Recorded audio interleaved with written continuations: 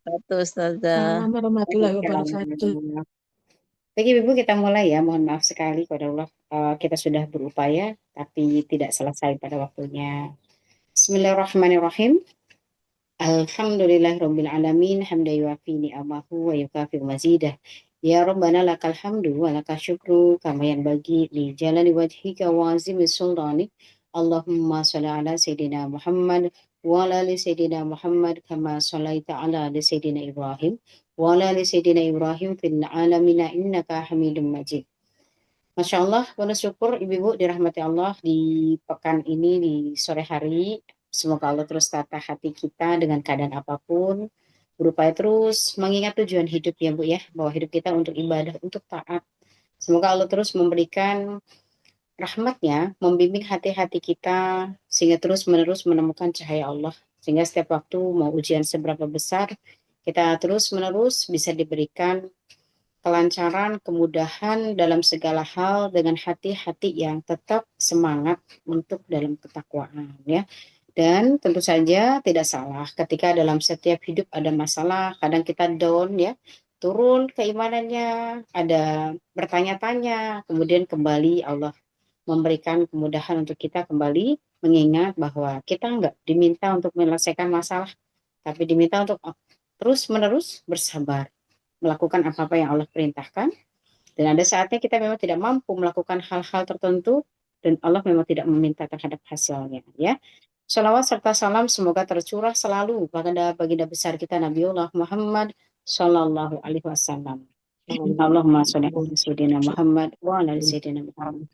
Satu-satunya suri teladan kita yang mencontohkan betapa hidup beliau juga tidak bergelimang dengan kemudahan, kesulitan, kepedihan, fitnah, ya tekanan demi tekanan, bahkan menangis, itu semua pasti akan terjadi dalam hidup kita.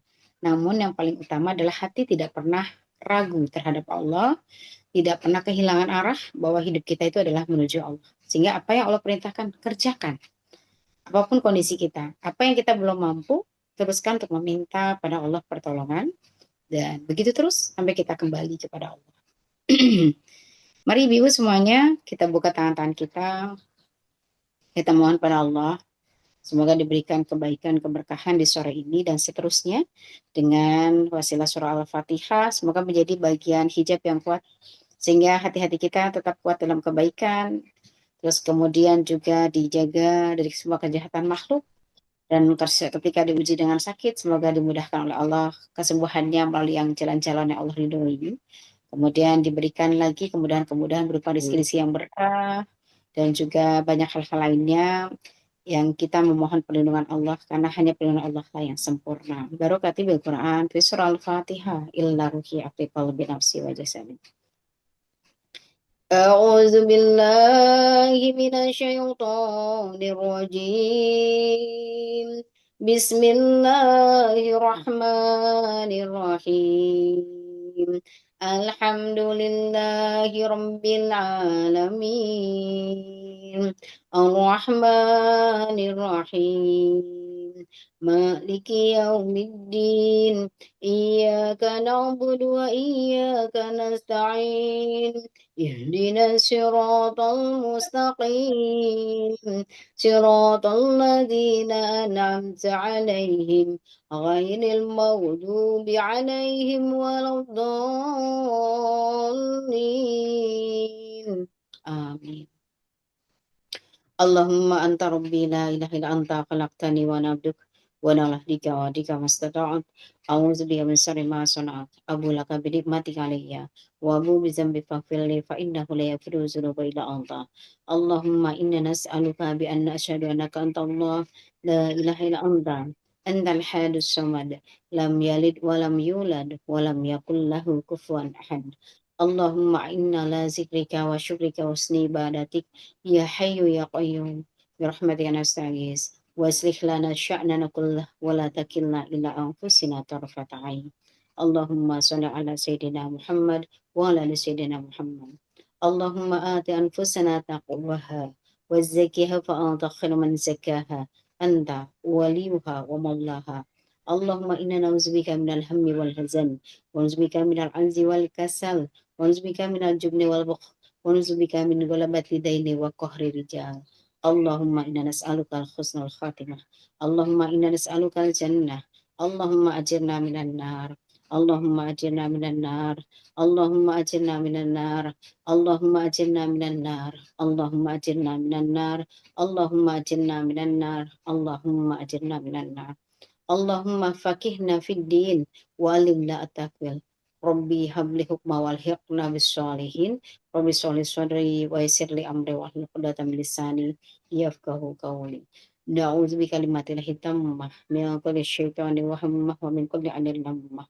Allahumma abdil hadza sihr bi quwwatika ya jabarus samawati wal ardh.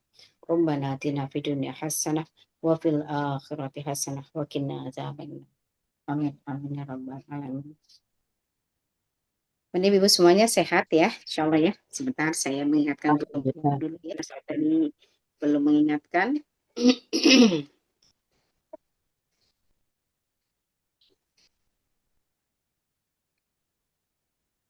Ya, Alhamdulillah Ibu, hari ini kita melanjutkan tentang menggiring takdir ya, sampai batas waktunya. Nah, Masya Allah, ini memang kitabnya Syekh Abdul Qadir ini memang lebih kuat tentang menata jiwa. Dan Bu Neneng silakan pakai penutup auratnya Bu Neneng ini kelihatan. Ya, jadi kitab tentang ketenangan jiwa dan menata jiwa ini akan sangat membantu sekali ketika kita memiliki hati yang terus-menerus mengimani takdir-takdir Allah. Itu akan sangat mempermudah terhadap perintah Allah yang lain. Jadi tetap bisa khusyuk ibadahnya, kemudian juga bisa tenang menjalani kehidupan, yaitu karena jiwa kita selalu dibersihkan, ya. Nah, maka kitab dari Syekh Abdul Qadir Al-Jailani ini memang lebih kuatnya membahas tentang kejiwaan, karena nanti banyak menurut Syekh Ibnu Taimiyah rahimahullah di akhirat nanti orang-orang yang sudah melakukan ibadah dan juga kebaikan-kebaikan, namun rontok ibadahnya ini, pahala ini karena hati yang sering merasa marah dengan takdir Allah. Sering merasa hasad dengan orang lain, sering iri, sering tertekan, ya. Maka kenapa berkaitan dengan hati ini akan membawa keberuntungan yang sangat besar, di mana kita bisa beribadah dengan tenang walaupun banyak masalah. Iya, nggak mungkin hidup tidak ada masalah gitu ya. Jadi jangan pernah berpikir kita akan bisa khusyuk ibadah, kita bisa lebih banyak kajian, kita juga bisa melakukan amal-amal kebaikan lainnya kalau sudah tidak ada masalah. Nggak mungkin. Karena selama di dunia kita pasti akan diuji dengan masalah. Kalau sudah tidak punya masalah berarti sudah pindah ke alam barzah. Ya, sudah bukan di dunia lagi dan sudah tidak bisa beramal tentunya, ya. Maka hari ini kita akan melanjutkan tentang bagaimana kita akhirnya menyadari setiap takdir itu ada batas-batas waktunya, gitu ya. Ada jatuh temponya, ada masa kuotanya. Jadi misalkan ibu-ibu diuji nanti dengan penyakit, itu sudah ada di Lauhul Mahfuz sekitar berapa episodenya. Mungkin sekitar ada yang nanti ditakdirkan 2 tahun, ada yang mungkin 6 tahun tapi digilir per 5 bulan sekali. Ada yang nanti dikasih 2 tahun tapi setiap sore sakitnya gitu ya. Itu sudah ada semua ya. Maka nanti ibu harus melihat bahwa kita jangan fokus pada hasil ya. Karena kalau hasil itu sudah di Lauhul Mahfuz dan itu urusan Allah, itu memang bukan urusan kita ya. Syekh Abdul Qadir Al-Jailani rahimahullah berkata, apabila Allah telah mengabulkan apa yang diminta hambanya dan memberikan permintaannya, maka ilmunya tidaklah terkoyak. Maksudnya kekuatan Allah tidak terkoyak, memang itu sudah batasnya. Tidak pula akan membuat kering catatan, akan tetapi permohonan itu adalah sesuai dengan kehendak Allah, sesuai dengan waktunya. Sehingga kesesuaian itu akan menghasilkan pengabulan dan pemenuhan kebutuhan tepat pada waktu yang telah ditentukannya. Untuk menyampaikan ya, untuk menyampaikan takdir pada waktunya. Seperti yang dikatakan bahwa dalam firman Allah setiap setiap waktu Allah dalam kesibukan, ya ini nanti surah 55 ayat 29, yaitu menggiring takdir sampai pada waktu-waktunya. Allah tidak memberikan sesuatu kepada siapapun di dunia semata-mata karena doanya. Begitu juga Allah tidak akan memalingkan kejelekan dari siapapun semata-mata karena doanya, gitu ya. Jadi begini, setiap keinginan-keinginan kita itu sudah ada batas-batas waktu yang sudah ditentukan oleh Allah. Allah lebih tahu, gitu ya. Sedangkan doa-doa kita, misalkan dikabulkan atau tidak dikabulkan, itu semua karena memang udah waktunya sudah dikabulkan. Nah, jadi doa itu memang menurut Syekh Abdul Qadir Al-Jailani gitu ya, itu adalah untuk menambah pahala kita, Ibu-ibu. Masalah nanti terkabulkannya kapan, itu bukan urusan antara kita berdoa dan tidak berdoa gitu ya. Itu adalah urusan Allah. Nah, itu ada batas waktunya. Nah, ketika kita nanti kemudian dikabulkan karena kita udah berdoa, ya alhamdulillah. Karena memang Nabi Isa alaihissalam juga pernah ditegur ya ketika ia sakit gigi, kemudian ia berdoa, baru diberikan sama Allah petunjuk untuk menggunakan salah satu daun, ia petik, kemudian alhamdulillah digunakan dan sembuh. Suatu waktu sakit gigi lagi langsung metik daunnya. Kemudian setelah itu nggak sembuh-sembuh. Akhirnya nanya, kok nggak sembuh? Waktu itu sembuh ya Allah gitu. Terus kata Allah, nah kan dulu kamu minta. Nah sekarang kan nggak minta gitu ya. Nah makanya disinilah letak bahwa berdoa itu berdoa saja. Tetapi kita harus tahu bahwa ada batas-batas waktu yang sudah Allah tentukan. Ada yang mungkin baru berdoa langsung dikabulin. Ada ibu ya. Nah, ada yang udah berdoa sampai kering ya bu tenggorokan ibu yang kok nggak dikabul-kabulin juga ini gini Allah kok nggak sesuai sama keinginan kita gitu. Katanya sesuai prasangka hambanya, kok ini sudah berusaha tapi kok nggak ini. Nah, sebenarnya adalah memahami bahwa Allah tuh punya batas waktu, Allah tuh sudah menentukan batas waktu yang paling tepat untuk hambanya. Ya, maka Allah akan menggiring waktu, menggiring takdir itu tepat di waktu-waktunya, ada waktu-waktunya sendiri. Adapun yang diriwayatkan dalam hadis dari Rasulullah SAW, tidak ada yang dapat menolak takdir kecuali doa. Ini di dalam hadis Turmuzi ya. Uh, Dia sahih di nomor 2139. Dikatakan yang dimaksud dengan hadis itu bahwa tidak ada yang dapat menolak ketetapan kecuali doa, ya. Kemudian yang telah ditetapkan untuk menolak ketetapan Allah. Begitu juga dengan ungkapan bahwa seseorang tidak akan masuk akhirat nanti dengan amalnya, tetapi dengan rahmatnya Allah.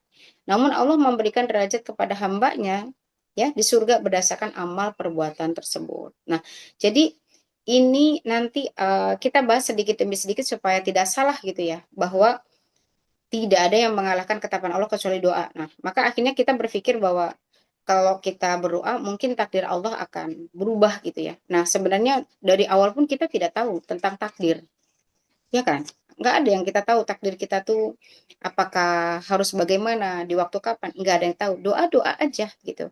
Masalah nanti dirubah apa tidak itu sudah yang terbaik oleh Allah gitu. Karena berkaitan dengan ketetapan-ketetapan Allah, semuanya sudah ada dalam Lauhul Mahfuz. Walaupun ada hadis-hadis tertentu yang kemudian diundurnya kematian seorang hamba karena ia bersodakoh, kemudian dikisahkan lagi ia bersodakoh lagi, akhirnya diundur lagi. Nah itu adalah ketetapan Allah juga. Yang disampaikan bahwa itu berkaitan dengan sodakohnya. Nah, penggalian beberapa dari ulama menjelaskan begini, masalah panjang umur dengan keberkahan umur gitu, itu mirip gitu. Yang dipanjangkan bisa jadi bukan umurnya yang ditambahkan, tapi keberkahannya. Yang mungkin tadinya 5 tahun, ia tidak banyak amal baik, namun ketika ia rajin bersodakoh, kemudian ia mendapatkan banyak amal-amal baiknya yang bertambah dan bertambah lagi, ya, sehingga akhirnya 5 tahunnya dia itu berkah. Nah, berkah di sini pun disampaikan dalam bahasa Arab juga artinya adalah panjang umur gitu ya. Jadi beda beda pemahaman bahwa bisa jadi nanti ditambah, bisa jadi karena itu memang ketetapan Allah. Kita nggak bisa mengetahui tentang takdir Allah yang awal, kemudian apakah ada takdir Allah yang baru, nggak ada yang tahu. Antara yang baru dengan yang awal juga kita tidak tahu, ya. Maka seseorang tidak akan masuk surga itu di akhirat karena amalnya, tapi karena rahmat Allah. Nah ini juga sama. Maksudnya gini, ini adalah ungkapan hadis supaya kita nggak menyombongkan amal gitu, Bu. Aku udah sholat nih, aku udah zikir, udah baca Quran, udah puasa, aku udah sering nolongin orang gitu ya. Berarti aku gampang nih masuk surganya. Ya belum tentu juga. Karena itu nanti yang menentukan juga adalah Allah. Maka beribadah saja. Sampai kita tuh memahami bahwa nanti Allah itu akan memberikan pertolongan bagi hamba-hambanya menuju surganya Allah, kan Allah yang milih gitu ya. Jadi kita melakukan amal itu bukan karena mau masuk surga atau mau masuk neraka, tetapi karena kita mengharapkan Allah itu suka sama kita. Ya, kita tuh sedang mencari perhatian Allah melalui ibadah. Maka telah diriwayatkan dalam hadis Aisyah bahwa ia bertanya pada Rasulullah, apakah seseorang akan masuk surga dengan amalnya? Beliau menjawab, tidak, tetapi dengan rahmat Allah. Ia bertanya lagi, begitu juga dengan engkau ya Rasulullah? Beliau menjawab, begitu juga denganku. Hanya Allah saja yang melimpahkan rahmatnya, cintanya kepadaku, sehingga aku bisa masuk surganya. Sembari beliau meletakkan tangannya di atas kepala. Jadi ini adalah ungkapan tentang yang bisa memasukkan surga ke neraka, menghadirkan apapun dalam hidup kita itu cuma Allah. Sedangkan amal-amal baik yang kita lakukan itu adalah hanya untuk Allah saja. Bukan karena kita sholat ngapa sholat dulu biar dapat surga gitu. Ya supaya Allah memberikan rahmat cintanya ke kita. Kita lagi cari perhatian Allah. Lagi menunjukkan bahwa kita ini hambanya. Kita lagi cari perhatian supaya diperhatikan. Itu lewat takwa, lewat taat. Bila nanti Allah sudah mencintai hambanya, maka hambanya akan diberikan keberkahan, kebaikan, surga ya, maka tidak bisa dikatakan aku udah sholat nih, udah zikir, aduh baca Quran, kok hidupku gini-gini aja ya, nggak berubah-berubah, kayaknya dia nggak sholat-sholat tapi kayaknya lebih enak. Nah ini juga terjawab bahwa ketentuan Allah itu tidak ada kaitannya dengan amal-amal apapun.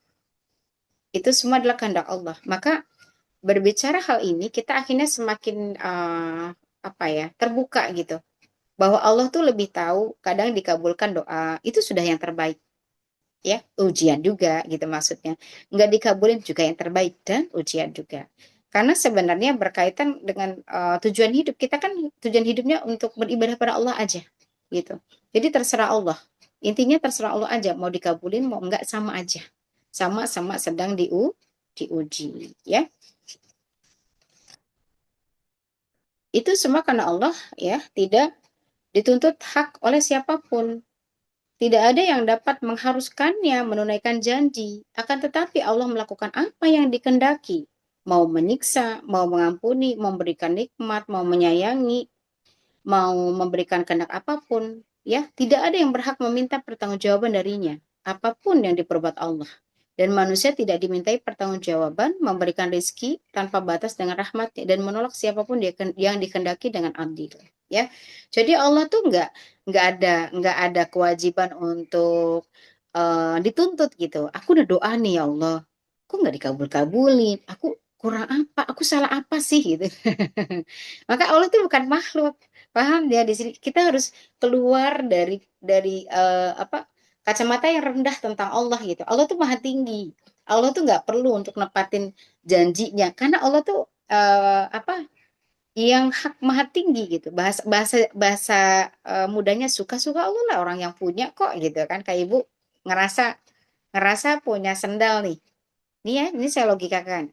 Ibu mau jual sendal ibu, mau ibu lempar ke kolam, mau ibu pendem itu sendalnya terserah ibu kan. Yang itu punya dia kok. Ya gitu loh maksudnya. Itu aja sendal.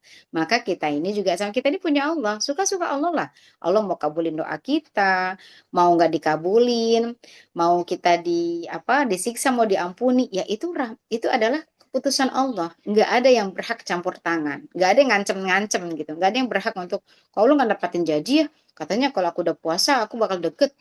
Kayaknya aku ngerasa nggak deket-deket ke dikabul-kabulin. Aku udah sholat malam dah. Katanya kalau orang sholat malam itu dia termasuk orang yang serius menyelesaikan masalah apaan? Masalahku tambah banyak gitu ya. Jadi ini yang menjadikan kenapa Bani Israel dari Nabi Musa alaihissalam itu keluar dari keimanan. Karena ia itu memiliki sifat hitung-hitungan gitu. Katanya kalau kita taat, kalau dalam surah Al-Baqarah ya, kita akan diberikan kemudahan. Mintalah bawang putih, mintalah sayur-sayuran gitu kan. Kita kering nih gitu kan. Kita kan udah taat nah kayak gitu ya. Akhirnya Nabi Musa doa gitu ke Allah terus dikabulin. Nanti dia minta lagi. Katanya kalau udah takwa, nyembah nyembah Allah, kita akan diberikan makmur. Mana nih kita nggak dikasih unta, nggak dikasih ini, nah ngomong lagi, ini Nabi Musa minta lagi. Jadi rasa-rasanya kenapa jadi nabinya jadi kayak jadi kacungnya masyarakat gitu ya? Harus meminta apa yang kehendakin mereka, terus, nah seperti itu sebenarnya yang dilakukan Bani Israil akhirnya diazab sama Allah.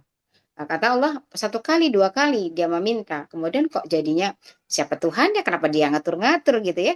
Nah, maka inilah yang harus kita perbaiki, Bibu, dalam hati kita bahwa Allah itu mencintai setiap hamba yang melakukan amal-amal kebaikan, berdoa, kemudian juga meminta. Itu Allah cinta. Ya udah lakukan aja. Namun kita tidak berhak loh untuk kemudian meminta pada Allah, menuntut gitu untuk dikabulkan doanya, menuntut untuk menerima kita untuk masuk dalam surga. Itu nggak boleh, nggak ada hak, karena kita rendah. Sedangkan Allah adalah maha tinggi, ya. Dan kemudian bagaimana tidak demikian, sementara makhluk langit dan bumi, dari arsy yang tinggi hingga tanah yang rendah, Allah yang menciptakan, Allah yang memiliki. Tidak ada pemilik dan pencipta kecuali Allah yang memilikinya, ya. Ini dalam surah ayat di surah 35 ayat 3, apakah ada pencipta selain Allah? Tidak ada. Allah yang punya, Allah yang ciptakan. Apakah di sisi Allah ada Tuhan lain? Tidak ada. Apakah engkau tahu ada yang sama dengan Allah yang patut disembah? Tidak ada juga. Ya, ini dalam firman Allah surah 27 ayat 63, kemudian surah 19 ayat 65, katakanlah wahai Tuhan yang punya kekuasaan, engkau berikan kekuasaan pada orang yang engkau kehendaki, engkau cabut kekuatan bagi orang yang engkau kehendaki, engkau muliakan orang yang engkau kehendaki, engkau hinakan siapapun yang engkau kehendaki. Dan di tanganmu lah semua kebaikan-kebaikan. Sesungguhnya engkau maha kuasa atas segala sesuatu. Engkau masukkan malam ke dalam siang, engkau masukkan siang ke dalam malam, engkau keluarkan hidup dari yang mati, dan engkau keluarkan yang mati dari yang hidup. Dan engkau beri rezeki pada siapapun yang kau kehendaki tanpa perhitungan. Ini Al-Imran ayat 26, 27. Allahumma malikal mulki tutil mulka man tasya wa tanzi'ul mulka man tasya wa tu'izzu man tasya wa tuzillu man tasya bidakal khair innaka ala kulli syai'in qadir. Ini adalah ayat tentang keagungan Allah gitu. Bahwa Allah memang memiliki kekuasaan. Ayat ini juga bisa dipakai kalau untuk yang pingsan, kesurupan, terus juga ayat-ayat untuk orang kena sihir ya, itu bisa pakai itu. Boleh juga dipakai zikir. Untuk ini zikir tauhid ya, Al-Imran ayat 26 27. Saya termasuk yang menggunakan zikir ini setiap habis sholat ya. Ini sangat berfungsi untuk menguatkan tauhid hati. Jadi orangnya akan lebih pasrah tapi happy. Pasrahnya bahagia, bukan pasrah tertekan gitu. Semakin memahami bahwa Allah menunda, mempercepat apapun itu sudah yang terbaik. Dan sebenarnya kita itu kalau memahami takdir, ada batas-batas waktunya, di situ nanti akan ada cara Allah mendidik kita supaya sabar, ya. Sabar di sini terasa sakit hanya bagi orang yang belum pernah sabar aja. Kalau yang udah sering sabar kayaknya enggak sakit tapi gembira, ya. Karena tadi sudah paham ada batas waktu yang sudah Allah siapkan. Contoh, ini dikit aja nih, kita masuk ke dalam sampel setiap hari setiap hari. Contohnya, ibu-ibu apa namanya, pernah kan melihat telur ayam ya? Telur ayam itu kan ada batas waktunya buat netes ya, Bu. Ibu udah nggak sabar gitu kan, akhirnya ibu pecahin biar keluar tuh anaknya. Kan nggak keluar, jadinya malah jadi telur ceplok, ya kan? Jadi beda, nggak ada anak ayamnya. Nah, sama. Telur pun ada batas waktu, harus dirami, habis dirami nanti baru netesnya sekian gitu. Nah, disitulah nanti ngebentuk ayamnya kuat ya, kokoh, sudah bulu-bulunya sudah ada. Ini coba kita intip-intip, udah nggak sabar main kita baru juga mengalami apa penggumpalan gitu ya. Jadinya pas kita pecahin kan belum kebentuk. Jadinya nggak sempurna. Sama kita juga kadang-kadang tidak dikabulkan doa dengan cepat. Ada yang diuji sama suaminya, ada yang diuji dengan orang tua, ada yang diuji sama anak-anaknya, macam-macam ujiannya.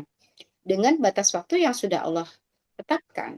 Ujian itu terus saja. Ibu sudah doa, ibu sudah sholat, sudah zikir, ibu sudah ngomong baik-baik, ya.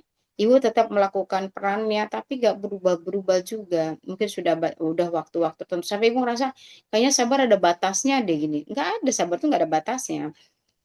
Diteruskan gitu. Selama di situ nanti kembali ya untuk melihat ilmunya, hukumnya. Oh, suami ibu di situ tidak main tangan, tidak keluar dari Islam, kemudian masih menafkahi, ya diteruskanlah yang baik-baiknya. Di situ walaupun ada ketidakcocokan dalam sisi bicara atau dalam sisi kepekaan, mungkin belum terjalin kerjasama yang harmonis ya, hal-hal yang yang tidak sesuai dengan syariat, yang belum masuk seutuhnya ya kita anggap sudahlah itu bagian dari kesabaran. Akhirnya ibu bersabar, tetap sholat, tetap zikir, tetap baca Quran, tetap tanya, ya tetap berusaha melayani dengan keterbatasan-keterbatasan ibu sampai nanti ada suatu waktu ibu datang kajian. Kemudian di kajian itu ibu membahas, oh berarti aku kurang di sini, menemukan lagi. Kalau ibu nyoba lagi. Kemudian ibu di situ sedang berusaha. Kemudian Allah tuntun lagi ketemu sama orang. Cerita lagi ya tentang keluarganya. Oh ternyata setelah aku dengar ceritanya, aku tuh ujianku gak seberapa ya. Dia lebih serem. Nah itu juga perjalanan. Nah setelah itu ibu mulai memperbaiki lagi, ya. Kemudian akhirnya ketemu suruh baca Al-Baqarah gitu ya, suruh sholat malam ibu lakukan juga. Sudah kemudian nggak usah mengingat-ingat keburukan, ibu lakukan ruqyah juga mandiri, boleh juga diruqyah orang, itu kan bertambah waktu.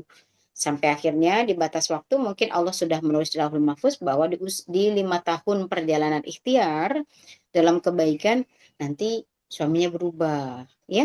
Tetapi dalam perjalanan 5 tahun itu ada ibu yang lagi menahan nangis, menahan untuk tidak berbicara kasar ya, menahan untuk tidak hasad dengan orang lain yang rumah tangganya bagus ya, nggak julid maksudnya. Itu adalah perjalanan-perjalanan yang pertama tidak mengeringkan tinta. Maksudnya ibu ditambah tuh pahalanya dalam 5 tahun perjalanan tadi. Ada sholatnya, ada zikirnya, ada baca Quran, ada datang kajiannya, ada nahan diri, ada menjaga hati ya karena supaya nggak hasad dari orang yang berbeda ya. Karena ujian kita tuh gini Bu, kita tuh selalu menghakimi orang lain dan juga uh, kejam terhadap orang lain sesuai kondisi kita gitu. Misalkan nih kita pinter di bahasa Arab, kita akan berstatement gini, ah apa namanya mau sehebat apapun orang kalau nggak bisa bahasa Arab mah percuma. Kenapa dia mengungkapkan statement itu? Karena dia ngerasa bisa. Coba kalau dia nggak bisa, pasti nggak keluar itu. Berarti kan yang dia sampaikan sebenarnya bukanlah kebaikan. Nafsu berbalut kebaikan. Ujian kita tuh begitu loh. Kita tuh sering melemparkan sesuatu yang di situ adalah untuk orang lain. Bukan untuk tajam terhadap diri. Allah mau sahabat apapun, kalau tasinnya nggak bagus baca Qurannya, percuma. Ya karena dia pinter tasinnya. Coba kalau dia nggak bisa, pasti nggak akan berkata begitu. Ya kan? Nah, sama. Ketika berbicara udah kamu sih males sholat malamnya gitu kan. Coba sholat malamnya yang rajin kayak aku. Nah sama lagi. Kadang-kadang kita tuh sering banget tuh melakukan sesuatu yang kita tuh lupa bahwa sebenarnya kita itu bukan sedang dakwah, tapi menghakimi. Karena yang kita lakukan itu memang sudah kita bisa, sedangkan dia enggak. Coba dibalik. Saya misalkan saya nggak ahli gitu di beberapa kitab fikih tertentu saya memang nggak mendalami fikih itu saya nggak mungkin akan berstatement untuk kemudian melemahkan orang saya juga sama lemah di situ nggak mungkin. Nah inilah hati-hati kadang-kadang kita lupa bahwa di setiap langkah yang kita anggap baik amal-amal itu ternyata itu adalah syarat dengan nafsu kita. Kita terasa kejam menghakimi orang lain karena sebenarnya kita mampu di situ. Nah, itu bukan merangkul namanya itu memukul. Karena sebenarnya yang benar itu kita ngerangkul bareng-bareng, setiap orang tuh proses masing-masing. Orang punya kelebihan masing-masing, orang diuji masing-masing, dan Allah yang kasih. Kita nggak request. Nggak ada orang yang mau rumah tangganya berantakan, nggak ada orang yang mau anaknya nakal-nakal, nggak ada orang yang mau miskin, nggak ada orang yang mau ketipu, nggak ada orang yang pengen difitnah, nggak ada orang yang di situ apa namanya apa kalau kita bilang memiliki hal-hal yang tidak enak, nggak ada. Semua orang itu sedang diuji dari Allah. ya. Maka yang punya kelebihan, kemudahan pun tak perlu dia sombong, dia sedang diuji. Bahwa Allah kalau lihat amal bagi orang yang sedekahnya banyak, kalahlah kita orang miskin, ya kan? Kalau kita lihat amal sedekah, wah kalah. Ada orang yang sekali 50 juta, kita 50.000, besok puasa Senin Kemis sampai Senin lagi, sampai Kemis lagi. Ya karena emang gak punya uang beneran, gitu ya. Maka nggak bisa dikatakan amal. Amal itu Allah yang tahu. Ada orang yang nanti memang sholat malamnya bagus, dan Allah nggak lirik itu. Karena emang dia pintar di situ kok. Tapi yang dia nggak bisa, dia berusaha di situ, dan ia kemudian kepayahan, kemudian dia berupaya. Di situlah letak sabar. Tanpa meninggalkan yang dia mampu tentunya. Ya, dan ia tetap menjaga kemampuan ini adalah pemberian Allah, bukan merasa punya dia. Nah ini, maka Masya Allah, tertundanya setiap waktu terhadap permintaan-permintaan kita sampai di batas waktu, itu akan menciptakan orang-orang yang semakin matang dan bijaksana. Ia akan tahu perihnya ketika menghadapi ujian-ujian itu. Dia jadi lebih peka, dia jadi lebih senang merangkul orang lain. Ia jadi tidak suka untuk membawa orang lain apa ya, bahasa kita itu sedih gitu ya. Dia akan lebih lebih peka, lebih hangat ya, karena ia memahami setiap batas waktu yang telah Allah tentukan itu ada pembelajaran untuk sabar. Ada pembelajaran dia untuk ikhlas, ada pembelajaran untuk dia pandai bersyukur. Kalau orang-orang yang semakin dekat dengan Allah, diundurnya doa, enggak masalah. Karena di situ ada perjalanan-perjalanan yang akhirnya membawa dia semakin kuat gitu ya. Maka kita bukan berbicara di dunia itu, bukan berbicara keluar dari masalah. Enggak gitu, tapi kita naik derajat bareng masalah-masalah itu. Gitu ya. Semakin diuji dengan batas-batas waktu, ada yang diuji nanti masalah suami itu sampai 30 tahunnya, Bu. Saya ustazah diuji suami dan saya nikah sampai sekarang saya udah 40 tahun masih suami aja sebenarnya. Ujian itu memang sudah tertulis dalam Lauhul Mahfuz, ibu memang akan diuji mungkin ada yang 60 tahun perjalanan hidup. Nggak bisa. Itu adalah cara Allah untuk memahamkan pada kita bahwa ada amal-amal yang nanti Allah pilihkan sebagai amal kebanggaan, tapi Allah yang pilih, bukan kita. Kita tidak pernah tahu. Jadi bagi orang-orang yang sudah pandai di sisi tertentu, tak perlu sombong. Itu ujian juga. Apakah itu hanya untuk menjatuhkan orang lain, ataukah bersama dengan hal itu ia akan membawa untuk menghantarkan orang lain, dirinya menundukkan diri, dan juga untuk menguatkan orang lain ya. Masya Allah, apa ya, saya mempelajari hampir kitab-kitab para ulama tentang hati, tentang jiwa, itu memang semakin sadar gitu bahwa ada orang-orang yang nanti ketika diberikan oleh Allah kesulitan, mungkin dianggap orang itu dia diremehkan, dianggap sepele, dicaci maki, difitnah. Justru di situ ia mulai menemukan tentang makna hidup. Ia akan menemukan sisi tujuan hidup dia itu semakin lurus. Karena akhirnya ia berharap sama Allah, dan di sana ia hanya memahami yang harusnya ia membenci orang-orang yang Allah hadirkan. Justru ia bersyukur, oh bagus juga lah saya diginiin. Saya jadi akhirnya bisa belajar untuk menggantungkan diri pada Allah. Bahwa manusia tidak bisa kita salahkan. Setiap orang itu dihadirkan oleh Allah sebagai bentuk ujian. Itu karena ia mungkin sering disalahkan, sering dihina, sering diremehkan. Nah, semakin dia dekat dengan Allah, masalah itu tetap ada, tapi jiwanya jadi semakin semakin bijaksana, semakin sabar, semakin kuat. Jadi ketika menghadapi ujian dia makin dewasa, makin matang, ya. Karena sepaham ini ujian ini makin lama saya makin tua nih ya. Saya akan pulang nih sama Allah. Oh, maksudnya Allah itu saya diuji begini untuk modal nanti saya ketemu sama Allah.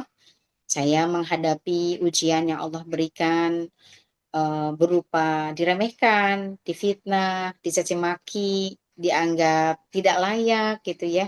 Tapi aku nggak sakit hati loh gitu ya. Justru nggak perlu dibuktikan ke siapa-siapa, ya udah sholat aja, zikir aja, baca Quran ya tetap aja, berbuat baik aja tanpa menghiraukan apa yang sedang terjadi dalam hidupnya.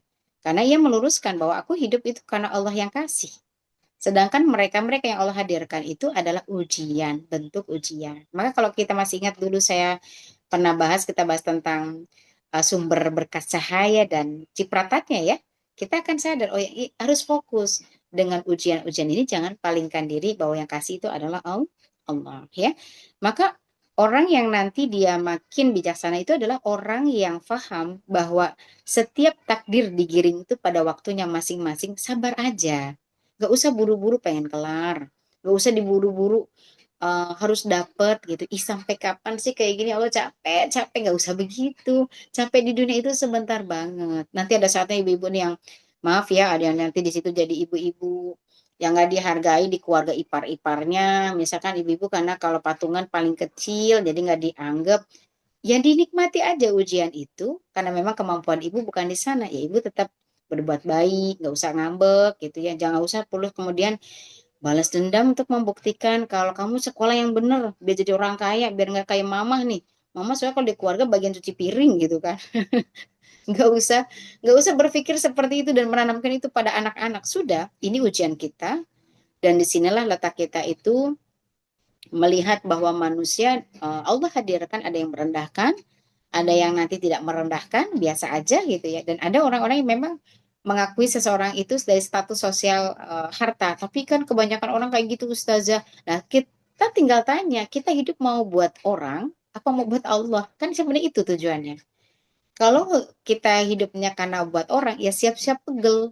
Karena setiap manusia itu akan selalu ada keinginan-keinginan yang membawa kita akhirnya jadi frustasi. Manusia itu bukan sumber ketenangan, sumber penyakit. Ntar ibu lagi miskin, dibilang beban.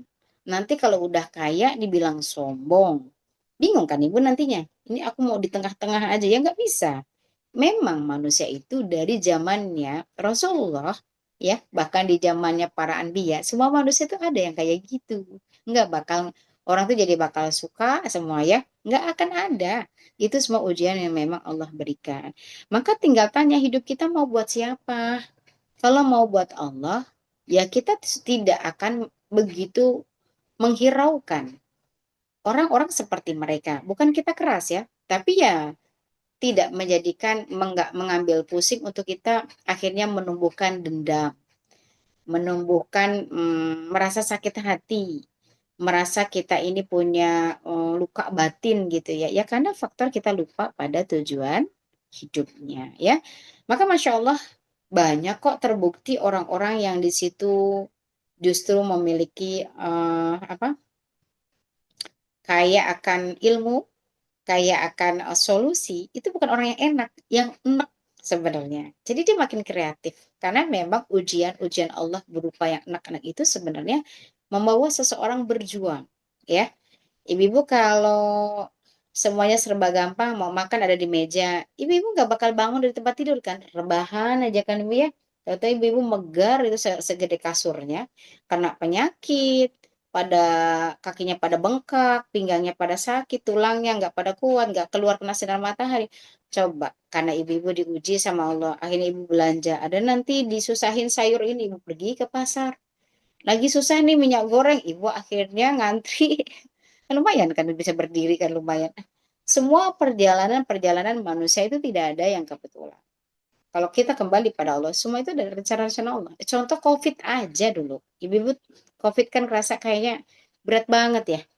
Tapi banyak kan hal-hal yang diambil kebaikan dari hal buruk, kejadian buruk pun ada. Sampai akhirnya kita kenal dakwah online. Tadinya kan nggak ada. Kita tahunya kajian harus datang ya. Mana bisa kayak kita duduk-duduk Zoom begini ya. Kemudian eh, begitu pula ketika dengan apapun kesulitan, pasti di situ akan ada banyak hal yang Allah akan tampakkan. Jadi gak ada yang salah dengan takdir-takdir kita.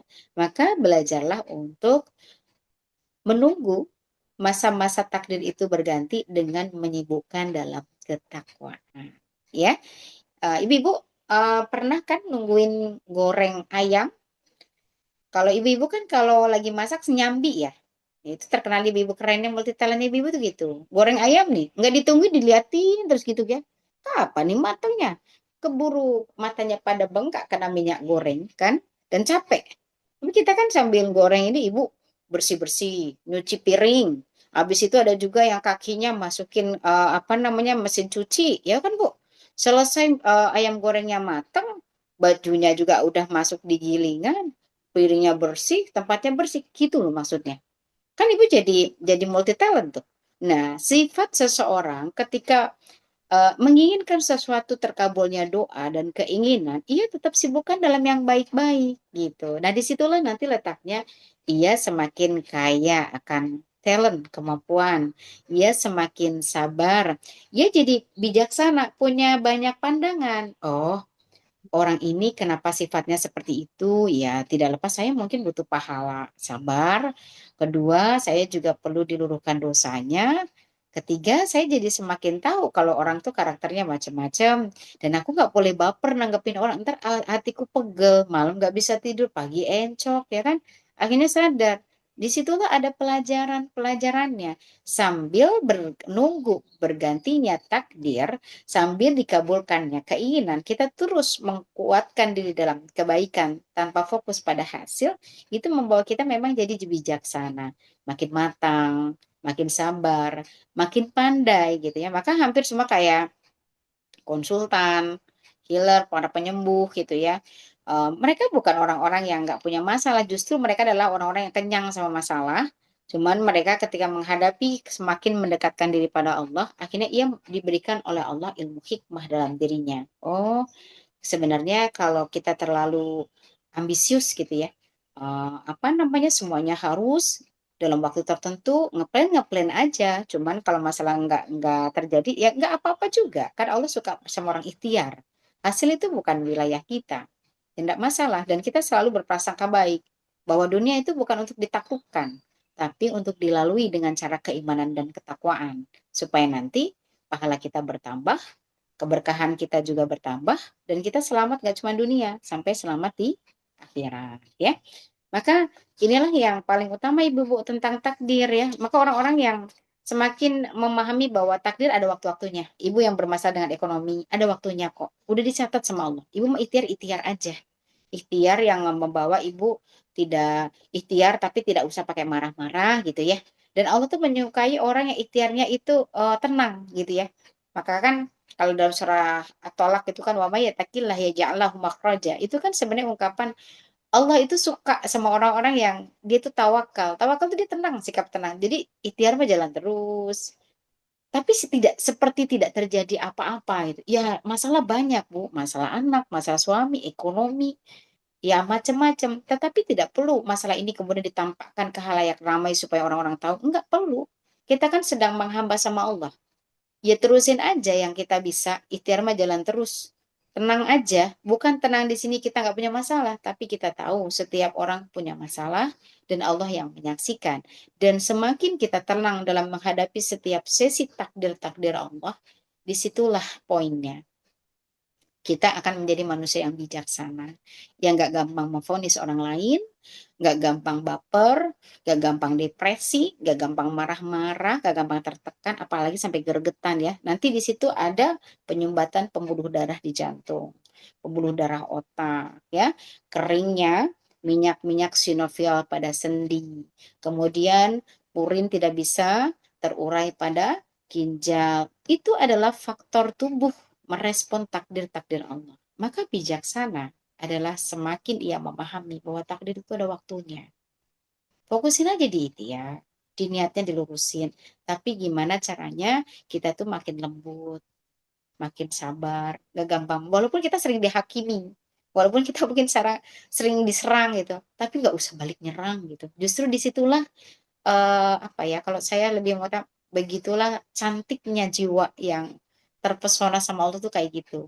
Ya difitnah ya nggak usah balik fitnah lagi. Ya mungkin diserang dan berbagai ya nggak usah kita saling nyerang lagi. Justru ya terusin aja yang baik-baiknya tanpa menghiraukan mereka. Maka saya ingat kitabnya Imam Syafi'i ketika beliau dihujani berbagai fitnah dan aku tetap memilih diam kan. Karena tidak layak seekor singa itu membalas gonggongan anjing gitu. Itu adalah membuktikan bahwa dia tidak mau dijadikan buruk di mata Allah gitu. Maka ia lebih memilih untuk udahlah diam, fokusin. Diamnya di sini bukan diam tertekan nih, bukan diam ngegertak tapi darah tinggi naik gitu, bukan. Tapi diamnya Imam Syafi'i, ia tetap melakukan ibadah dengan biasa saja.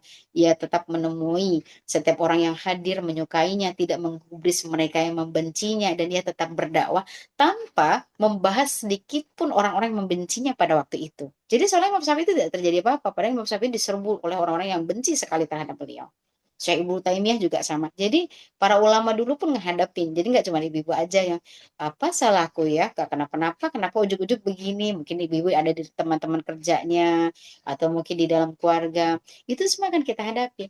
Namun, orang yang semakin kuat keimanannya karena ia sedang mencari perhatian Allah, pasti dia jadi makin bijaksana. Ia akhirnya mampu bersikap dengan tetap baik, tetap tenang, ya. Kemudian ia tidak gampang kesulut emosi gitu. Karena ia memahami bahwa aku nih lagi disorot sama CCTV-nya Allah nih.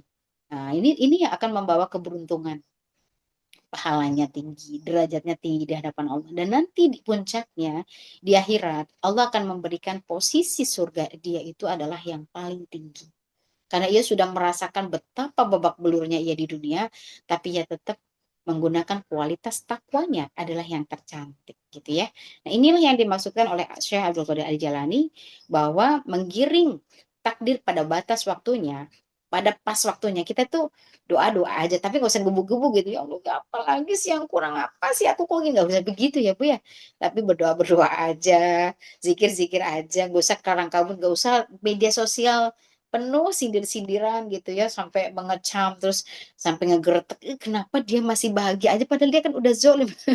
Gak usah terlalu begitu, gak usah fokus ke orang, fokus ke kita aja, fokus ke penghambaan diri sama Allah ya. Maka masya Allah orang-orang seperti ini, selain ia hatinya dilapangkan ya sama Allah, dilapangkan nanti sama Allah, dilapangkan, enggak bakal sempit, karena dia diberikan pertolongan terus. Harus ingat bahwa kita tuh nggak sendirian, kita sama Allah, dilapangkan nanti hatinya, emosinya diredamkan. Jadi marah itu bukan kita yang kemudian pengen nggak marah, enggak. Kita mah awalnya pura-pura nggak marah gitu ya. Lama-lama Allah redamkan. Ya, kalau dalam surat Taubah itu diredamkan kemarahan seorang mukmin gitu. Jadi memang sikap-sikap yang akan kita miliki semakin bertambah keimanan tuh dikasih hadiah sama Allah. Makin sabar, makin ikhlas, Udah, makin kamu gampang, diam deh. Capek deh. makin gampang memaafkan orang lain gitu ya. Cepet deh, deh, Dan deh, deh. ini Kalau dia akan berimbas kepada eh, dia sisi Iya. dalam Oh ya keren. Masya Allah. Bu Dewi. Ini tolong ditutup ya Oh iya. untuk Bu Dewi Damayanti, ditutup speakernya. Oh iya, iya, maaf. Ya, maaf ya, supaya tidak mengganggu. Gitu ya, Bu, Ibu. Jadi inilah yang kita sama-sama belajar untuk mendapatkan rahmat Allah. Enggak rugi, Bu. Menghamba sama Allah tuh enggak rugi. Pegalnya sebentar, sesaat, tapi nanti senangnya akan lebih banyak. Jangan dibalik. Kalau kita justru menginginkan keinginan, ada orang yang hina kita labrak balik, kalau ada orang yang kita cakar balik gitu ya, kita nanti hanya akan mendapatkan apa? Mendapatkan sisi kita yang semakin terkuras ya, padahal kita lupa bahwa hidup ini adalah untuk menghamba kepada Allah, bukan justru terpancing oleh hal-hal lain yang Allah tampakkan gitu ya. Maka kenapa dalam surah Al-Baqarah Allah menanyakan setiap orang akan mendapatkan cobaan supaya aku tahu siapa yang benar-benar beriman kepadaku. Benar-benar kita tuh ingatnya bahwa Allah yang kasih. Dan siapa yang berdusta? Berdusta di sini kita akhirnya nggak mau sabar lagi. Enggak sabar capek nih jek-jek mulu. Apaan ikhlas capek? Itu karena faktor kita lupa. Kita sudah tidak lagi menghamba pada Allah gara-gara gregetan dengan takdir-takdir yang Allah berikan. Ini nggak solusi. Ada orang-orang yang nanti hidup dalam keadaan lalai, meninggal dalam keadaan lalai, dan dia baru sadar kalau sudah di kuburan aja. Kenapa udah di sini? Tahu gitu dulu harusnya saya nggak kayak gini. Nah, maka kenapa para ulama mengungkapkan kebanyakan manusia itu cerdas itu kalau udah di kuburan. Maka orang kalau mau cerdas itu harus ingat mati. Aku nggak selamanya kok bakal kayak gini. Aku nggak selamanya kok kesulitan. Maka sekarang nih kalau lagi ngadepin apa-apa, tahan lisannya. Jangan berbicara sembarangan. Jangan kebanyakan ngamuk-ngamuk. jangan ngegertak.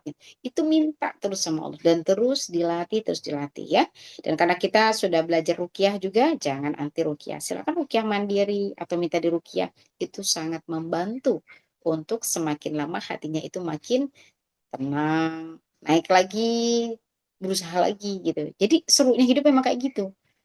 Kok tiba-tiba aku jadi jengkel ya, astagfirullahaladzim, aku nggak mau ya Allah. Dia sadar, ntar kalau aku tuh hatinya mulai banyak yang nggak bagus ya, yang rugi siapa?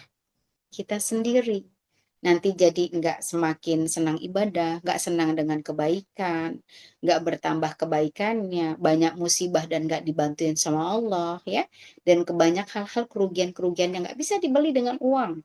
Dia hanya bisa dibeli dengan keimanan, yakin sama Allah, berlelah-lelah dalam ibadah, berlelah-lelah dalam kebaikan. Jadi surga itu yang dicapai dengan hal-hal sedemikian.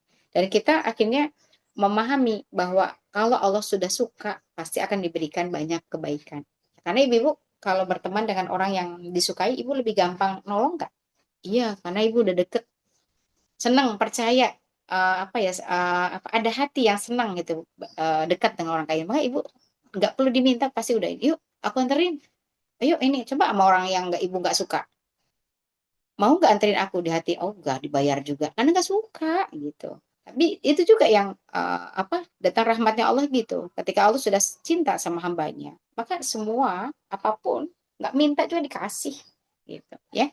Maka ibu dan rahmat Allah, inilah tema kita, ketika takdir ada waktunya masing-masing, kita diminta untuk menunggu masa waktunya, maka fokuskan pada ikhtiar-ikhtiar menjalani hidupnya dengan amal-amal terbaik. Dilurusin hatinya, ya, kemudian amal-amal terbaiknya, dan tetap menjaga hati dan akhlak-akhlak terbaik ketika menghadapi ujian. Karena nanti yang membedakan itu bukan siapa yang paling banyak menyelesaikan masalah, enggak, itu enggak ada.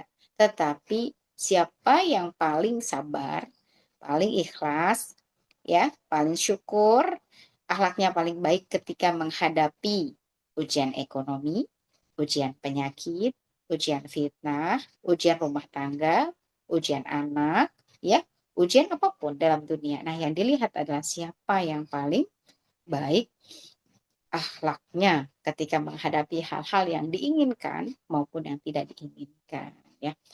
Silakan, ada yang mau disampaikan mungkin Bu Binar dan teman-teman yang lain.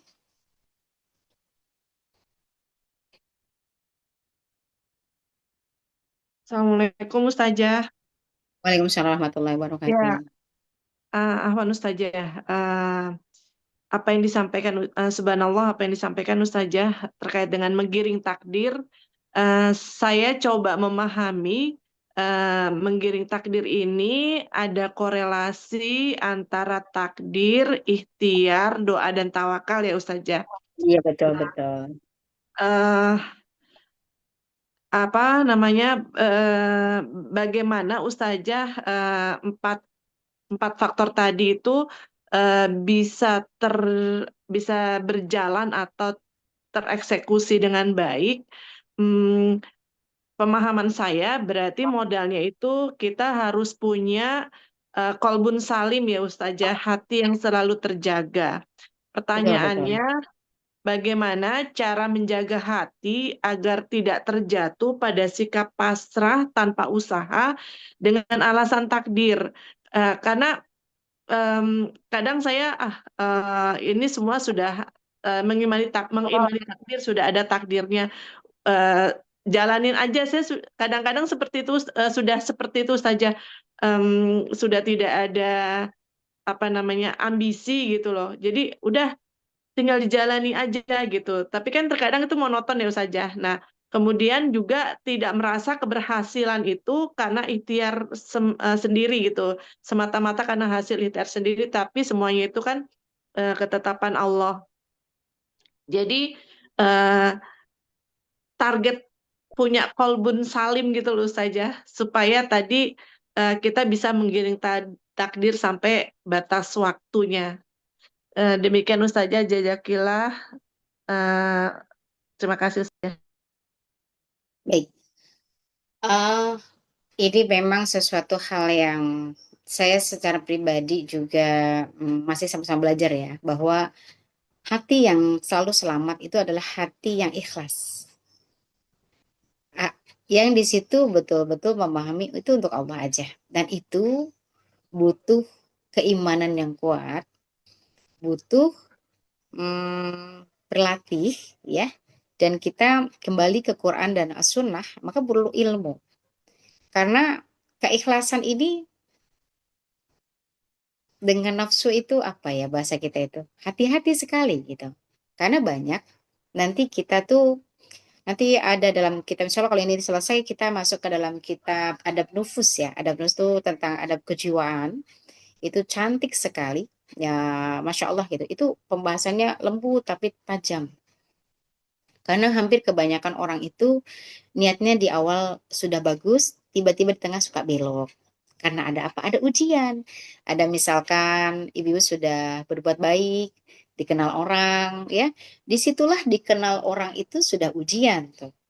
Sehingga ibu akhirnya berupaya untuk mempercantik, memperbaiki diri biar orang makin senang. Nah, ketika Allah uji, ada orang yang tidak suka, terus kemudian ibu apa namanya dibicarakan, itu ujian tuh. Akhirnya mulai tuh rasa sakit hati datang, mulai ada rasa dendam, ada rasa jengkel, rasa mengungkit dia pernah aku kasih loh. Nah, ya kan?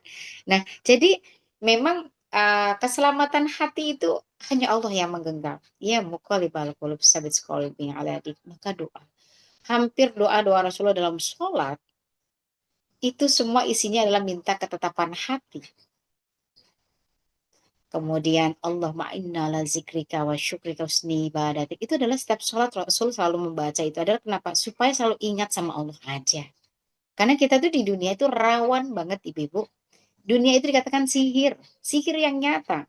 Maka setiap orang itu akan tergerus keikhlasannya dari satu helai ke helai berikutnya sampai kita tuh nggak sadar kalau kita udah nggak ikhlas lagi. Ya, maka keikhlasan inilah yang menyelamatkan hati itu tetap akan berjalan pada porosnya kalau kata bumi ya. Maka ikhlas. Ikhlas itu apa? Ya amal yang hanya dituju pada Allah aja. Benar gak ini amal ini untuk Allah? Maka nanti ngetes kalau kita lagi melakukan sesuatu menghadapi ujian. Orang yang ikhlas itu akan gampang marah nggak? Gampang dendam nggak? Gampang jengkel nggak? Gampang perangat perongot nggak? Gampang sindir-sindiran? Ia akan kembali meluruskan bahwa orang lain bisa salah paham dengan kita. Oh bisa. Orang lain bisa tidak menghargai kita. Oh bisa sekali. Orang lain bisa sekali untuk apa namanya manis di depan, pahit di belakang, manis di depan, nusuk di belakang bisa. Tapi itu bukan karena mereka ingin seperti itu. Karena Allah menguji kita. Ketika menghadapi sesi hidup, ujian itu selalu ada. Maka gimana caranya hati selamat? Hati yang ikhlas yang tertujunya cuma Allah. Allah tahu kok apa yang sedang kita perjuangkan. Lisan bisa bohong. Orang bisa lihat kita di media sosial, ya. Saya ceramah bisa bagus nih ceramahnya ya kan. Atau mungkin ibu-ibu lihat, oh dia ceramah doang bagus pas di rumahnya pret pada waktunya. Ya itu semua adalah bagian dari hal-hal ujian. Namun orang-orang yang hatinya tertuju pada Allah, ia yakin semua ada balasannya kok. Orang-orang yang di situ mencari perhatian manusia, siap-siap aja akan direndahkan. Maka siapa yang tertuju hanya pada Allah, direndahkan manusia enggak kerasa. Kan aku lagi sibuk mencari perhatian Allah. Orang mau merendahkan, meremehkan, bahkan mungkin tak suka, itu urusan dia. Urusan saya enggak pula balas enggak suka. Ya biarin aja, itu urusan dia. Saya mau sibukin yang baik-baik aja. Maka qalbun salim. Hati-hati yang selamat adalah ia selalu tertuju pada Allah. Apa? Ikhlas. Hati yang ikhlas, yang tulus, melakukan apa aja nggak perlu hitung-hitungan. Aku dapat apa? Rugi nggak? Selama itu bikin dia takwa, semakin ingat sama Allah, nggak masalah. Ya, maka ada hamba-hamba Allah makin beriman sama Allah kok makin susah nih ya. Makin ada aja ujian, Pak dia sedang diuji sama Allah keikhlasannya. Apakah ia melakukan amal itu? Ada keinginan. Aku udah baca tuh Al-Waqiah Ustazah, sampai apa? Rezeki mah tetap seret. Terus kemudian udah nggak baca lagi ya, males. Nah, tanda dia emang nggak ikhlas melakukan itu. Ikhtiar mah jalan aja, baca Al-Waqiah mau dibenerin, mau diseretin, mau enggak. Itu urusan Allah. Urusan saya mau berikhtiar yang Allah suka aja. Terus saya sodako pagi misalkan. Kemudian disusahin, ya nggak masalah, ya sodako aja gitu. Kan memang kita sedang sedang tertuju pada Allah. Ya, maka berikutnya adalah bergabunglah dengan orang-orang yang soleh. Yang dia sering berbicara tentang akhirat, bukan bicara dunia. Nggak akan ada orang-orang yang mencintai dunia ikhlas. Ikhlas itu amal akhirat.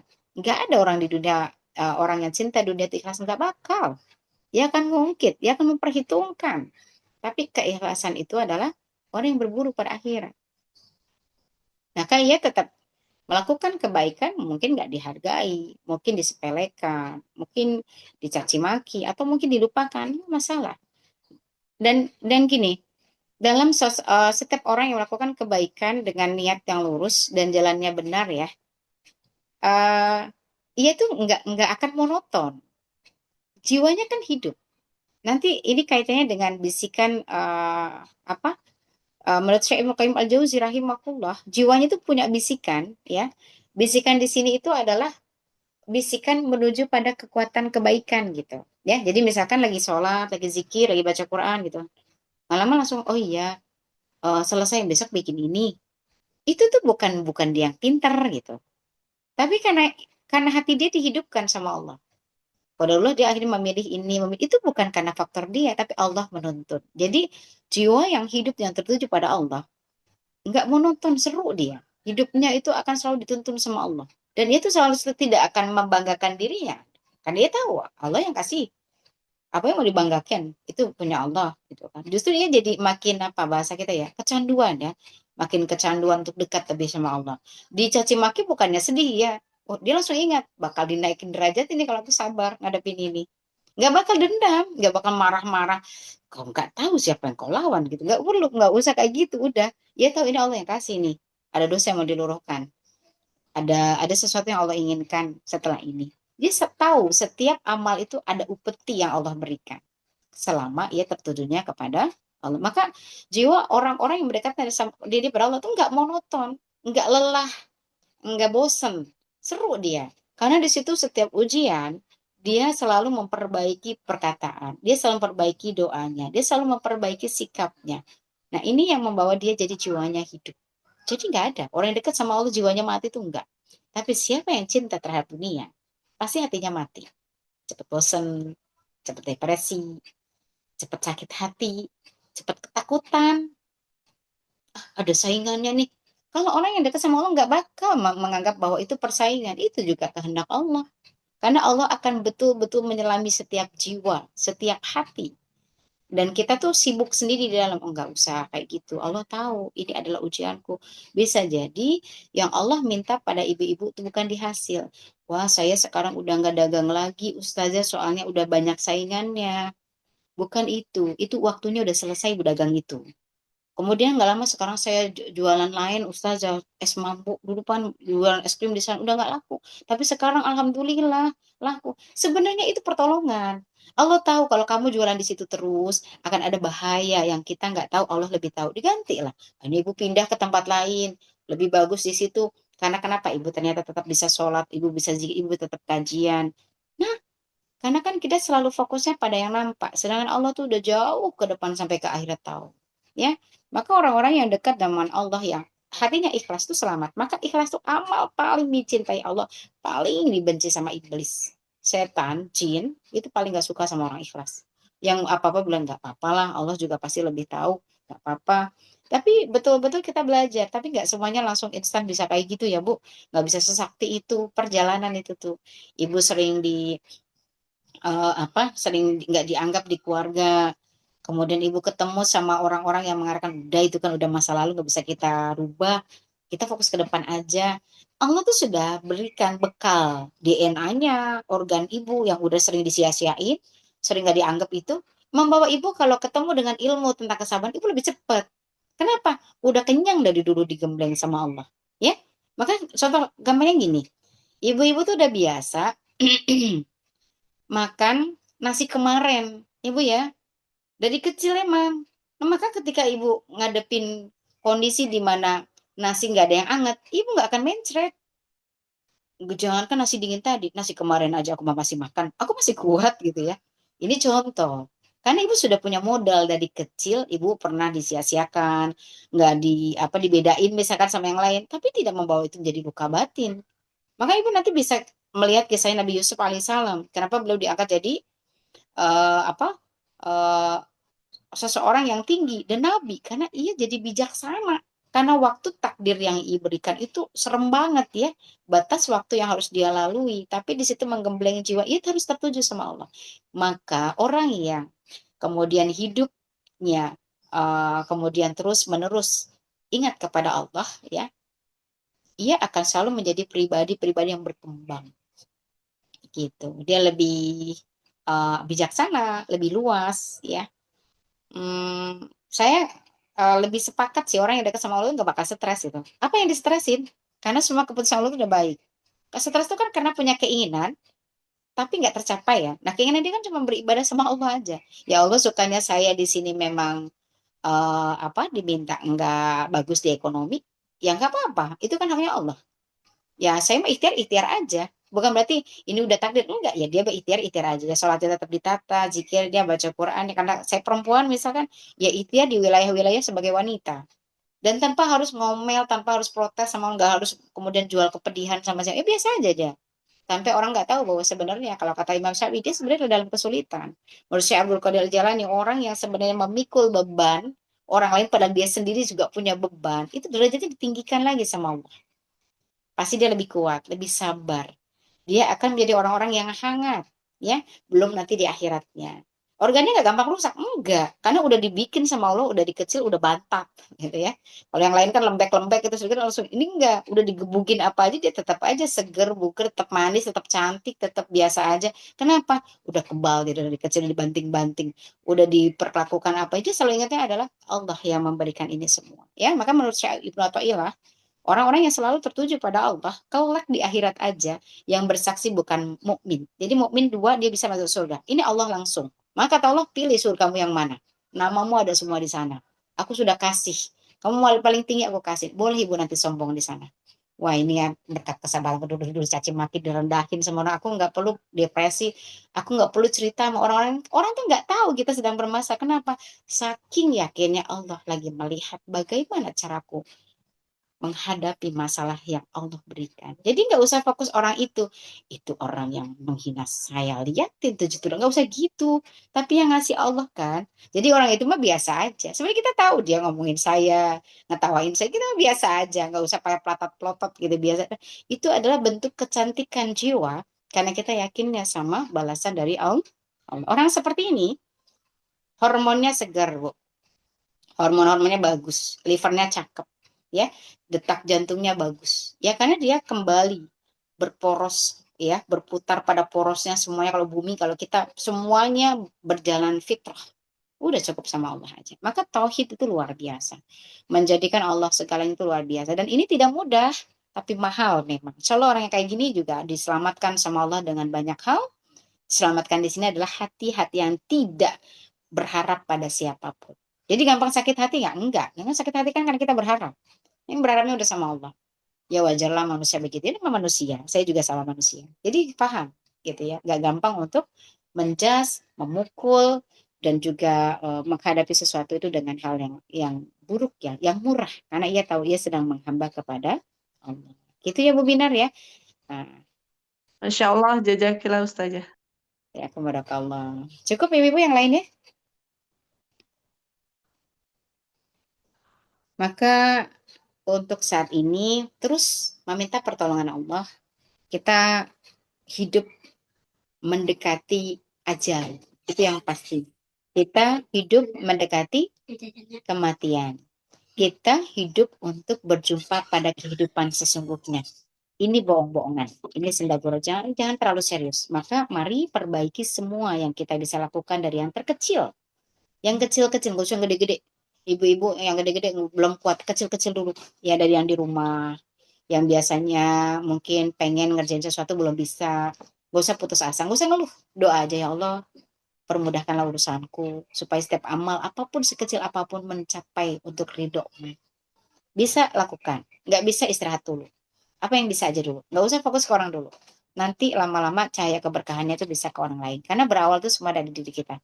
Nanti setiap hati yang hidup itu ngadepin orang yang cuek, yang nggak masalah. Allah memang kasih ujian kita dengan orang yang cuek. Nanti Allah pasti akan berikan pengganti. Suatu waktu pasti dikasih orang perhatian. Apalagi berbicara manusia ya. Manusia itu cocok-cocokan. Kayak botol ketemu tutupnya. Jadi ibu nggak usah ngerasa, ih kenapa sih aku kok dapat temennya kayak gitu. Belum ada. Belum ketemu waktunya aja. Nanti pasti ketemu. Orang yang kayak ibu pasti udah ada temen yang cocok sama ibu.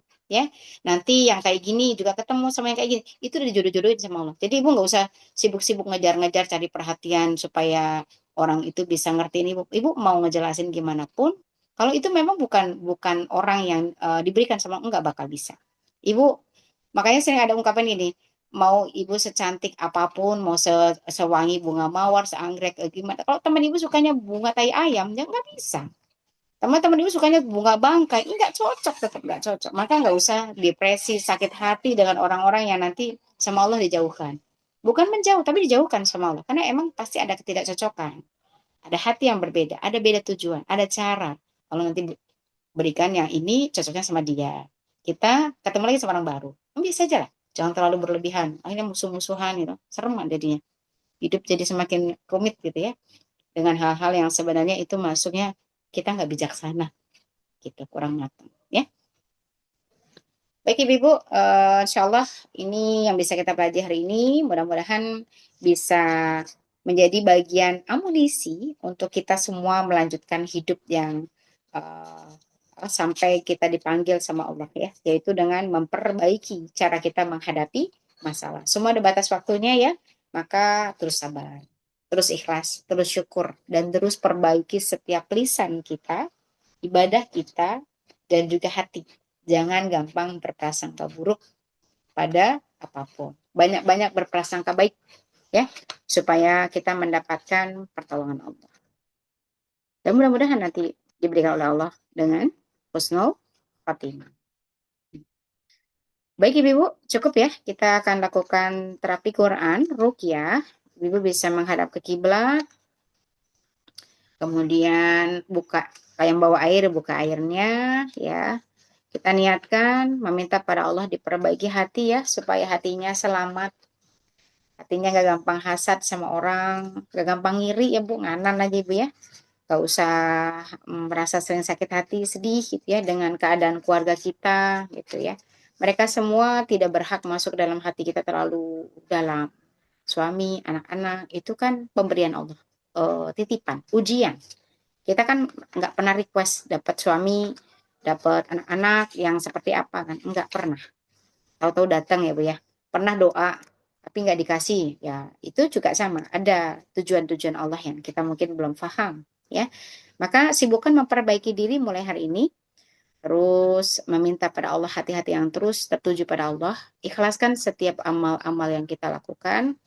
Dan teruslah untuk memuji Allah walaupun hanya sekedar lisan dengan zikir ya, baik zikir lisan, zikir hati maupun perbuatan.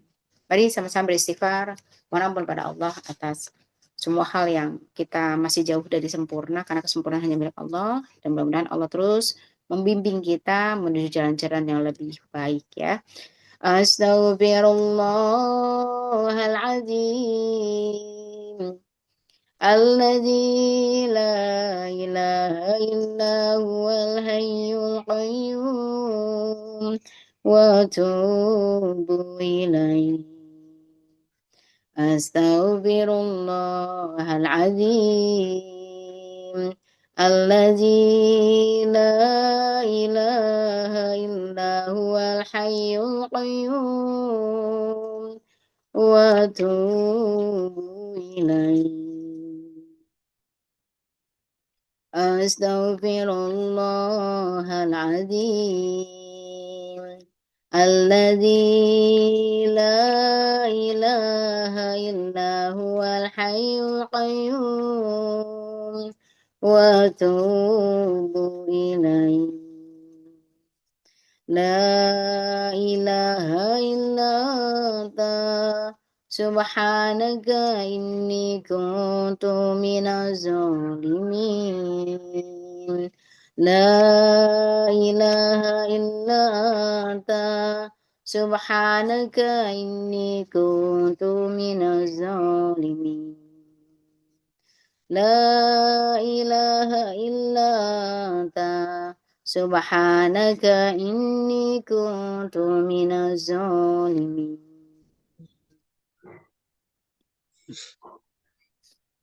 Allahumma anta rabbi la ilaha illa anta khalaqtani wa ana abduk wa ana ala ahdika wa ahdika mastata'at. A'udzu bika min syarri ma sana'at. Abu laka bi ni'matika alayya wa abu bi dzambi faghfir li fa innahu la yaghfiru dzunuba illa anta. Allahumma inna nas'aluka bi anna nashhadu annaka anta Allah la ilaha illa anta antal hadus samad lam yalid wa lam yulad wa lam yakul lahu kufuwan ahad. Allahumma inna la zikrika wa syukrika wa husni ibadatik ya hayyu ya qayyum bi rahmatika nasta'in wa aslih lana sya'nana kullah wa la takilna ila anfusina tarfat ain. Bismillahirrahmanirrahim. Ya Allah, kami mohon padamu, kami lakukan beberapa terapi ain dengan surah Yusuf. Kami mohon untuk diberikan kekuatan hati seperti Nabi Yusuf alaihissalam dalam menghadapi setiap ujian-ujiannya, tetap taat pada Allah walaupun begitu banyak ujian-ujian mendera dari berbagai macam. Dan kemudian kau angkat derajat-derajat kami melalui ujian-ujian tersebut, ya Allah. Lapangkan hati kami, kuatkan iman kami, dan selamatkan kami dan keluarga kami, ya Allah. Dan kami mohon dari setiap ujian berupa rumah tangga, penyakit, ekonomi, maupun sosial dan apapun akan terus-menerus membawa kami mulia di hadapan-Mu dan juga membawa kami selamat tidak hanya di dunia dan di akhirat. Dan kami mohon ya Allah, kami lihat ruqyah ini bila ada ain-ain dari dalam diri kami, hasad, dengki dari orang lain, dan goncangan-goncangan jiwa terhadap takdir-takdir-Mu ya Allah, tolong ampuni kami, batalkan hal-hal yang buruk yang menyebabkan terhadap kesehatan, penyakit yang sulit sembuh, dada-dada yang sempit, kemudian ibadah yang tidak khusyuk, rumah tangga yang tidak sakinah mawaddah warahmah, anak-anak yang tidak kembali pada kebaikan-kebaikan, rizki-rizki yang kurang berkah, dan apapun ya Allah tolong perbaiki, bimbinglah kami menuju jalan-jalan yang kau ridhoi, dan kemudian keluarkan hal yang buruk-buruk, yang batil dan zalim dalam diri kami, dalam rumah kami, dalam keluarga kami. A'udzu billahi minasyaitonir rajim.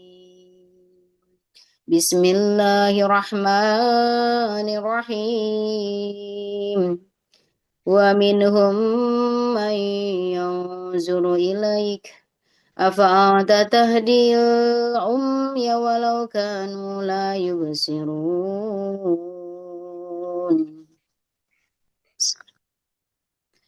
Qala ya bunayya la taqsus ru'yaka ala ikhwatika fayakidu laka kaida inna syaitana lil insani aduwwun. Walamma sami'at bimakrihinna arsalat ilaihinna wa atadat lahunna muttaka'aw wa atas kulla wahidatin minhunna sikina wa qalat ikhruj alaihin. Walamma ra'aynahu akbarnahu wa qatta'na aydiyahunna wa qulna khasya lillahi ma hadha basharun in hadha illa malakun karim. Wa kadzalika makkanna li Yusufa fil ardi yatabawwa'u minha haitsu yasha nusibu bi rahmatina man nasha wa la nudhi'u ajral muslimin. Wa qala ya bani la tadkhulu min babin wahidin wadkhulu min abwabin mutafarriqah wa ma ughni ankum minallahi min syai' inil hukmu illa lillah inil hukmu illa lillah inil hukmu illa lillah عليه توكلت عليه فليتوكل المتوكلون ولما دخلوا من حيث أمرهم أبوهم ما كان يغني عنهم من الله من شيء إلا حاجة في نفس يعقوب قضاها وإنه لذو علم لما علمناه ولكن أكثر الناس لا يعلمون. Mari sama-sama buka tangannya. Kita baca surah Al-Ikhlas. Diulang 7 kali ya Bu ya. 1 kali bersama, 1 kali Ibu baca di hati. Bismillah ya Allah, kami niatkan surah Al-Ikhlas untuk meminta kepadamu ya Allah, hati-hati yang terus-menerus hidup dengan namamu, yang hanya dengan mulah kami bahagia, bersamamu lah kami memiliki banyak kebaikan ya Allah. Maka hilangkan ya Allah hati-hati kami dari marah, dendam, dengki, kecewa, dan hal-hal lain karena lupanya kami tentang ibadah padamu ya Allah. Dan kami mohon ya Allah atas kesyirikan apapun yang pernah kami perbuat, dari hati-hati yang sakit, kami mohon tolong disembuhkan dan juga dibersihkan dari noda-noda apapun karena lupanya kami terhadap-Mu ya Allah. Berkati bil Quran fi surah Al-Ikhlas. A'udzu billahi minasyaitonir rajim. Bismillahirrahmanirrahim. Qul huwallahu ahad. Allahu samad. Lam yalid wa lam yulad wa lam yakul lahu kufuwan ahad. Yang 6 kali diulang sendiri. Bismillahirrahmanirrahim.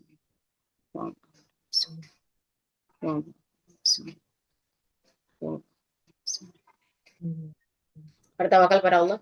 La haula wa la quwata illa billah. La haula wa la quwata illa billah. La haula wa la quwata illa billah. Hasbunallah wa ni'mal wakil. Ni'mal maula wa ni'man nasir. Hasbunallah wa ni'mal wakil. Ni'mal maula wa ni'man nasir. Hasbunallah wa ni'mal wakil. Ni'mal maula wa ni'man nasir. Bismillahi Allahu Akbar. Tiup tangannya. Airnya juga ya. Kemudian diusap di wajah. Di kepala ya. Ditekan-tekan. Kemudian di dadanya. Yang tangan kanan di bagian dada, yang tangan kiri di perut ya. Ya Allah, tolong keluarkan. Assalamualaikum warahmatullahi wabarakatuh. Wahai hamba Allah yang kalian bersemayam dalam diri kami, yang hadir dari kepedihan, kekecewaan, ya, yang terpendam, luka-luka batin di masa kecil dengan orang tua, dengan saudara, ya, dengan siapapun yang temui di tempat kerja, dengan tetangga, dengan teman-temannya, pengkhianatan, ya, yang dilakukan oleh orang-orang yang tertentu, semua adalah karena Allah. Maka kalian yang bersemayam dalam dada-dada kami, dalam kesedihan, dalam tekanan, yang memenuhi dalam pikiran dan menyumbat dalam pembuluh-pembuluh darah kami, rizki, menyumbat dalam keharmonisan dan menghambat energi kebaikan dalam diri kami. Kami mohon kepada Allah untuk menghilangkan, kami menerima dengan ikhlas semua takdir-takdirnya, dan kami terus-menerus berupaya dalam kebaikan karena Allah. Bismillahirrahmanirrahim.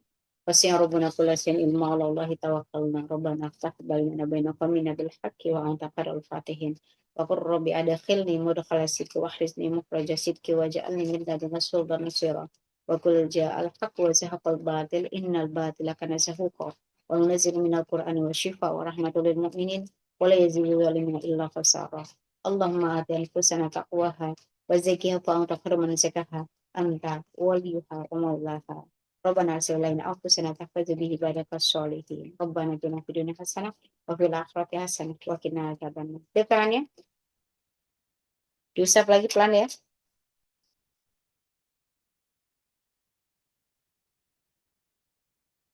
Ya, alhamdulillah.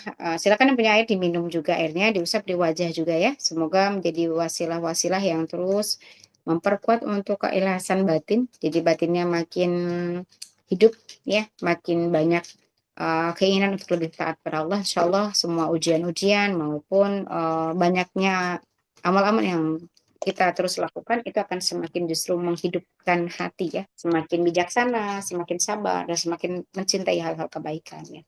Bagi ibu tidak ada orang sempurna, yang isi juga masih diuji sama kayak ibu semua dan masih di dunia. Mudah-mudahan Allah sama-sama selamatkan kita semua, mengampuni kita semua dan terus memberikan petunjuk yang terbaik sampai kita selamat di akhirat nanti ya. Kita tutup ibu dengan istighfar bersama-sama. Astaghfirullahaladzim wa atubu ilaih. Astaghfirullahaladzim wa atubu ilaih. Astaghfirullahaladzim wa atubu ilaih. Subhanakallahumma wa bihamdika asyhadu an la ilaha illa anta astaghfiruka wa atubu ilaik. Akhir kalam. Wassalamualaikum warahmatullahi wabarakatuh. Waalaikumsalam Waalaikumsalam warahmatullahi warahmatullahi wabarakatuh. wabarakatuh. Terima Terima kasih kasih Ustazah. Terima kasih Dina, terima kasih Waalaikumsalam. banyak. Terima kasih Terima ibu-ibu kasih yang Bu lain. Novi. Terima Sore kasih sampai ibu-ibu yang jumpa. lain. Terima kasih Denovi, Assalamualaikum Mbak warahmatullahi Inul, wabarakatuh. ibu-ibu. Terima kasih. Sehat selalu.